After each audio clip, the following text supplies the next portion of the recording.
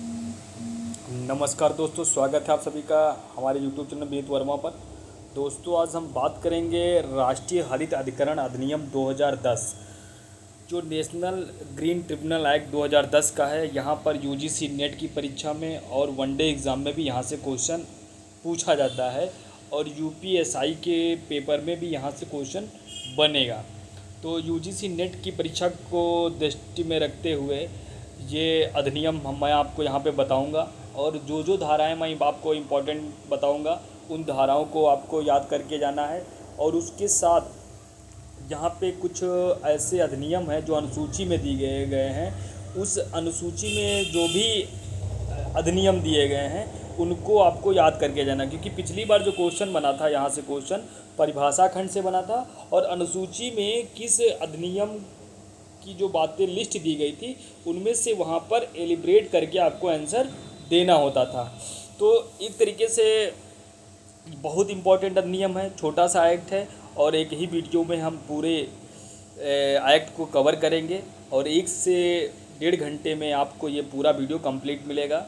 तो दोस्तों, आप इसको एक बार देख के जाइए। यहाँ से 1 से 2 क्वेश्चन हर बार यूजीसी नेट की परीक्षा में पूछा जाता है और ये उन विद्यार्थियों के लिए बहुत इंपॉर्टेंट होगा जिनका 1-2 नंबर से नेट रह रहा है या जीआरएफ रुक रहा है, क्योंकि इस छोटे छोटे एक्टों को आप ध्यान नहीं देते हैं और यहीं से हमारे नंबर कम हो जा रहे हैं। तो शुरुआत करते हैं इस अधिनियम की। और जैसा कि आप सभी जानते हैं कि हम कोई भी अधिनियम पढ़ाते हैं, उस अधिनियम को पढ़ाने से पहले हम उसकी जो मूलभूत आवश्यक बातें होती हैं उनको बताते हैं। तो राष्ट्रीय हरित अधिकरण अधिनियम जो है 2010 का अधिनियम है और इस अधिनियम का जो संवैधानिक प्रावधान है, संवैधानिक आधार है, यह अधिनियम संविधान के अनुच्छेद 21 जो जीवन के अधिकार और अनुच्छेद 48 से जो राज्य का कर्तव्य है पर्यावरण संरक्षण का, और अनुच्छेद 51 AG जो नागरिक का कर्तव्य है पर्यावरण को संरक्षण करने का, यहाँ से ये अधिनियम जो है कोरिलेट करता है संविधान के अनुच्छेद जो है अनुच्छेद 21, 48 से 51 AG से संबंधित है। और इसका उद्देश्य है पर्यावरण विवादों के शीघ्र और प्रभावी समाधान हेतु एक विशेषज्ञ न्यायाधिकरण की स्थापना करना। इस पूरे अधिनियम का जो है मूल उद्देश्य है। फिर हम बात करेंगे कि उद्देश्य इसके जो देखते हैं तो पर्यावरणीय क्षति को रोकना और मुआवजा प्रदान करना, और इस अधिनियम का उद्देश्य है प्राकृतिक संसाधनों का संरक्षण करना और पर्यावरणीय विवादों का शीघ्र निपटारा करना और सतत विकास सिद्धांत को लागू करना, जो कि इस अधिनियम का उद्देश्य है। उसके बाद हम देखेंगे कि इस अधिनियम में कितने चैप्टर हैं, कितनी धाराएं हैं, क्योंकि बहुत छोटा क्वेश्चन अगर बनता है तो यहाँ से भी क्वेश्चन बनेगा। तो अधिनियम से संबंधित जो विवरण है वो हम देखेंगे कि अधिनियम जो इसकी संख्या है ये 19 है और ये 2010 का एक्ट है और इस पर राष्ट्रपति की जो स्वीकृति मिली थी वो 2 जून 2010 को मिली थी। कब मिली थी? 2 जून 2010 को मिली थी। और इस जो ये अधिनियम लागू हुआ था 18 अक्टूबर 2010। ये 2 बार क्वेश्चन आपसे पूछा गया है कि ये अधिनियम कब लागू हुआ है, तो 18 अक्टूबर 2010 को ये अधिनियम लागू हुआ है। और इसमें कुल अध्याय की संख्या, कुल चैप्टर की संख्या जो है 5 है और इसमें कुल धाराओं की जो संख्या है जो है 38 है। ये भी आपसे क्वेश्चन पूछा जाता है, जब भी आपसे कोई पेपर पूछा जाता है जहाँ से 8 से 10 एक्ट वहाँ पे विधिक रूप से जो आपसे पूछे जाते हैं, तो कहीं ना कहीं एक एक्ट ऐसा पूछा जाता है जहाँ पर कुल अध्याय और चैप्टर ही पूछे जाते हैं कि कितने हैं। छोटे एक्टों का हमें जब पेपर हम देने जाते हैं तो हमें कभी कभी ऐसा होता है कि हमें चैप्टर और अध्याय ही भूल जाते हैं कि कितने इसमें अध्याय हैं और कितने चैप्टर हैं। तो ये हमें याद करना है कि इसमें कुल अध्याय जो है 5 है और कुल धाराएं जो है 28 हैं। और लागू करने वाला जो निकाय है पर्यावरण और वन जो जलवायु परिवर्तन मंत्रालय है वो इसे लागू करता है। फिर हम आगे बात करेंगे इस अधिनियम से संबंधित जो चैप्टर हैं उनको देखेंगे। तो जो पहला चैप्टर है उसका नाम प्रारंभिक है या प्रिलिमिनरी है, जो बात करती है धारा 1 से 2 तक। दूसरा चैप्टर है अधिकरण की स्थापना करना, धारा 3 से 22 तक है। और जो तीसरा चैप्टर इसका है कार्रवाई का तरीका, जो 23 से 26 है। और जो चैप्टर नंबर 4 है ये दंड और प्रक्रिया के बारे में बात करता है, सेक्शन 27 से 30 तक है। और जो विविध यानी मिसलेनियस जो इसका पार्ट है वो जो है वो 31 से 38 तक है। तो ये इसका चैप्टर रहा, ये इसका विवरण रहा। तो चैप्टर नंबर 1 जो प्रारंभिक है, दूसरा अधिकरण की स्थापना, यानी कि कोई अधिनियम होगा उसका प्रारंभिक चैप्टर होगा, फिर उस अधिनियम के अंदर अधिकरण की गठन किया था तो अधिकरण की बात की गई है 2 में, फिर अधिकरण कैसे कैसे कार्रवाई करेगा, क्या क्या तरीके होंगे, उसका चैप्टर नंबर 3 में रख दिया गया है। फिर उसमें दंड की बात जो है चैप्टर नंबर 4, और फिर जो चैप्टर नंबर 5 में विविध की बात की गई है, यानी प्रक्रिया संबंधित बात, प्रक्रिया संबंधित बात की गई है चैप्टर नंबर 5 में। फिर हम बात करेंगे अधिनियम से संबंधित जो प्रमुख सिद्धांत क्या है, किन सिद्धांतों पर ये एक्ट काम करता है। तो ये जो पहला सिद्धांत है सतत विकास पर ये काम करता है, ऐतिहासिक सिद्धांत पर बात करता है, प्रदूषण भुगतान करेगा सिद्धांत पे काम करता है, और सार्वजनिक टेस्ट सिद्धांत और प्राकृतिक न्याय के सिद्धांत पर ये अधिनियम काम करता है, जो आपको मैंने पिछली वीडियो में ये सारे सिद्धांत आपको बताया था। और ये सिद्धांत जो है किस केस में ये आए हैं उसको भी मैंने बात किया था जब आपको पर्यावरण संरक्षण अधिनियम 1986 को पढ़ाया था।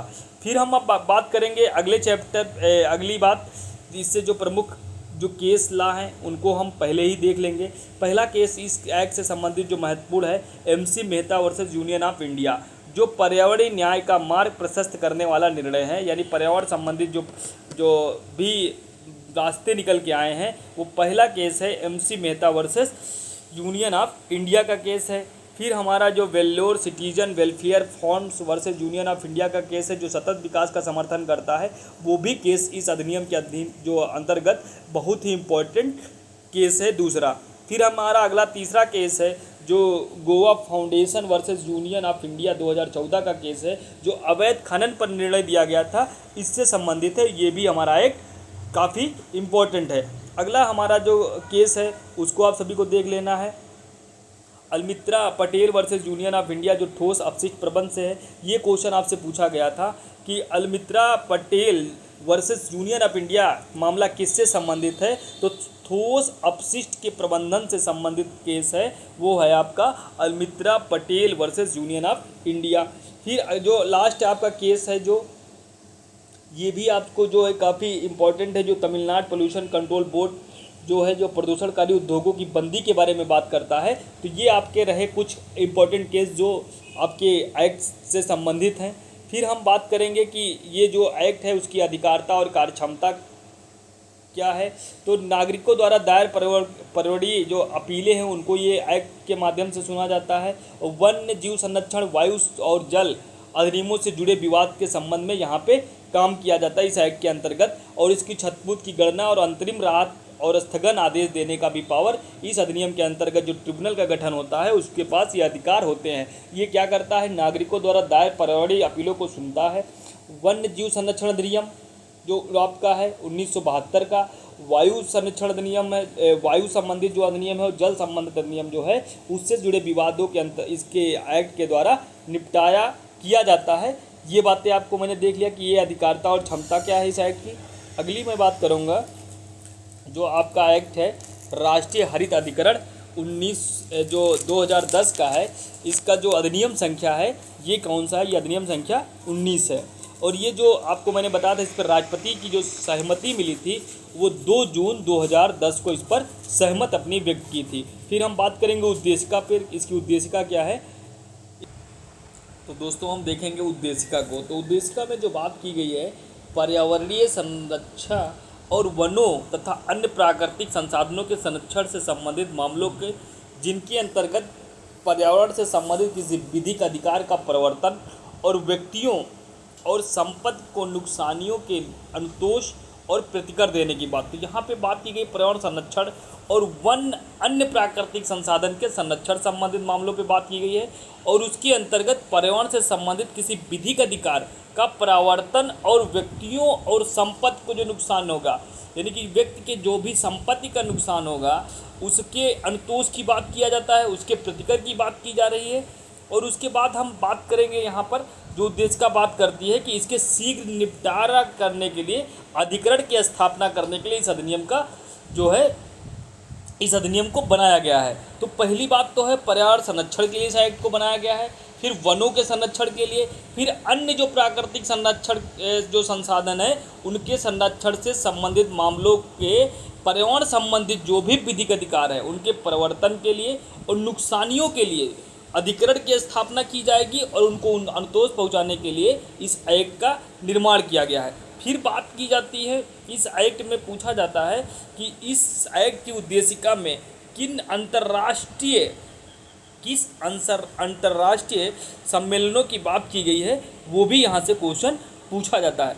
तो यहाँ पे हम बात करेंगे कि जो ये बात करती है उद्देशिका में कि भारत जो है जून 1972 में स्टॉकहोम में हुए मानवीय जो पर्यावरण से संबंधित संयुक्त राष्ट्र सम्मेलन में दिए गए विनिश्चय को एक पक्षकार था, जिसके द्वारा राज्यों से मानव पर्यावरण की संरक्षा और उन्नयन के लिए जो है समुचित कदम उठाने हेतु कहा गया था। यानी जब भारत क्या किया था, 1972 में जो स्टॉकहोम में सम्मेलन हुआ था उसमें भाग लिया था, इसलिए पर्यावरण संबंधित राज्यों को यह कर्तव्य था कि पर्यावरण के संरक्षण और उसके उन्नयन के लिए उचित कदम उठाए। तो उसी उचित कदम उठाने में ये अधिनियम जो है बनाया गया था।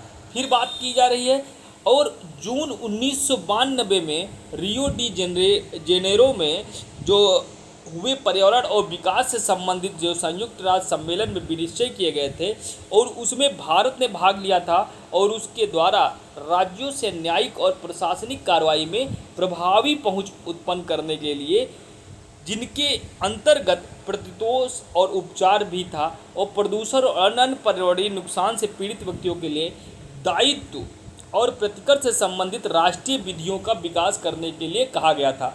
यानी कि जब 1972 में जो रियो डी जेनेरो में जो सम्मेलन हुआ था, उस सम्मेलन में भारत ने भाग लिया था, और उस सम्मेलन में ये कहा गया था कि राज्यों से न्यायिक और प्रशासनिक कार्रवाई को जो पर्यावरण संबंधित होगा उसके लिए प्रभावी को एक ढांचा तैयार करेगा। तो उस सम्मेलन में भाग के कारण इस अधिनियम का निर्माण किया गया। तो यहाँ से क्वेश्चन अगर आपसे पूछा जाता है तो दो क्वेश्चन पूछे जाते हैं कि पर्यावरण जो ये एक्ट है राष्ट्रीय हरित अधिकरण 2010, इस अधिनियम की उद्देशिका में किन दो महत्वपूर्ण अंतर्राष्ट्रीय सम्मेलनों की बात की गई है। तो आप सभी को याद रखना है कि पहली बात की गई है जून 1972 में स्टॉकहोम सम्मेलन की, दूसरी बात की गई है जून 1992 में रियो डी जेनेरो सम्मेलन की।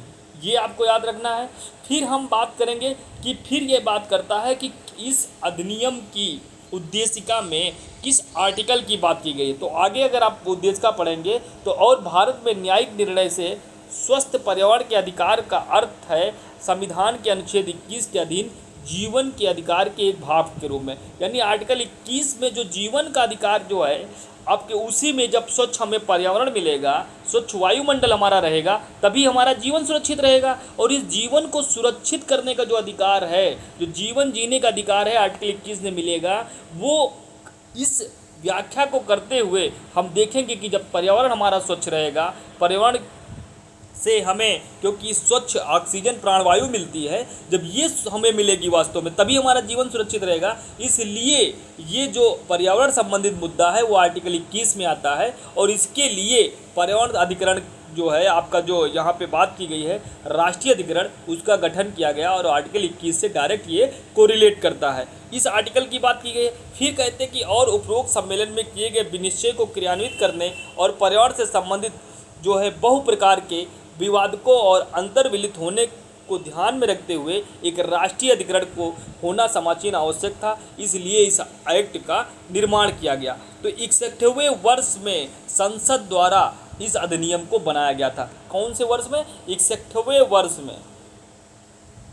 61 वर्षों के बाद इस अधिनियम को क्या बनाया गया था। फिर हम बात करेंगे इसके पहले चैप्टर पे। आपको देखना है कि इसमें 5 चैप्टर हैं और पांचों चैप्टर से कहाँ से क्वेश्चन बनता है ये मैं आपको बताऊंगा। तो पहली बात है कि इसकी पहली जो धारा है वो बात करती है संक्षिप्त नाम और विस्तार की। पहली धारा क्या बात करती है? संक्षिप्त नाम और विस्तार।